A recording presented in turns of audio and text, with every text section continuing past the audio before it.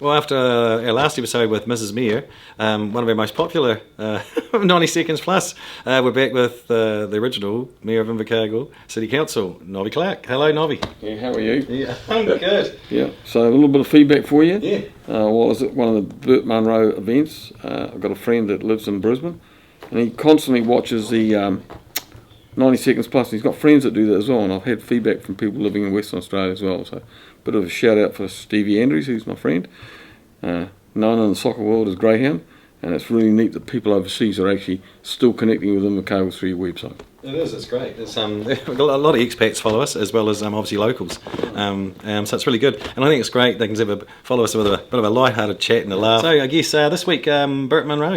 Yeah, it was absolutely great. Yeah. Weather was kind to us, the weather gods were good.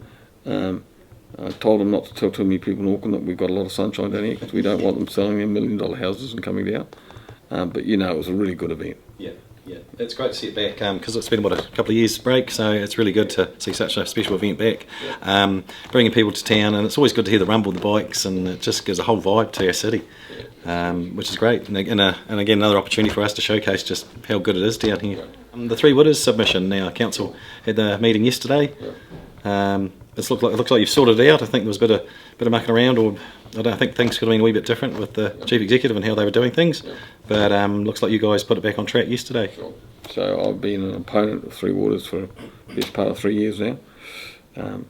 Been in a bit of a walker by myself sometimes, and my other colleagues have criticised me, other mayors have criticised me for not going in the same direction on this. But really interesting, as we got up to the election period last year, a lot of those mayors then realised there were a lot of votes involved with that, and they changed their views, which is a bit unfortunate. But look, our council's been very consistent on this issue. We've put a submission into the Select Committee, and I will present to the Select Committee some further information about how we feel that they're not going down the right track. I mean, the bottom line is this: with this is our water rates, which is only part of our rates, will go from about $800 to about $2,300 per household over a 10-year period. And that doesn't need to be that high. We could do it much better if we were left to do it alone. Yeah. Some councils will need a bit of funding assistance to do that. We may or may not. We might be able to get there without it. So there's got to be a better way, and the better way is to leave it with councils. Look, it's an overreaction by the government to have Lock North. And at the end of the day, we treat a lot of water that goes through the pipes, but we only drink 2% of it.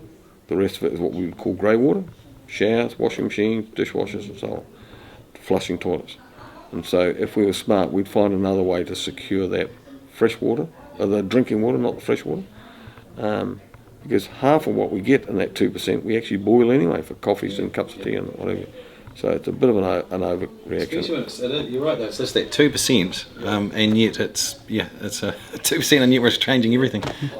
It's interesting. To be honest, it's almost feeling like another SIT slash what is it? The institutes, the technology institutes cluster coming with water. Well, I mean, the bottom line is that look, the Three Waters space needs more money invested. Government's got to step up and put some tax money in it, just as they've got to do some stuff around health. We don't have enough money going into the health bucket, therefore we don't have the right services. And I've been quite public on that recently about the Dunedin hospital situation. So, this is a government issue, it's not a local government issue.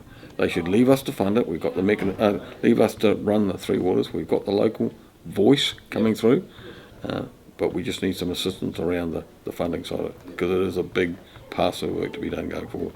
And the thing is, we've already got the feet on the ground, people on the ground, and the infrastructure. It just seems reinventing the whole thing just seems over the top. That's it for us for another chat with Invercargill City Mayor Nobby Clark. Until next time, we'll see you later.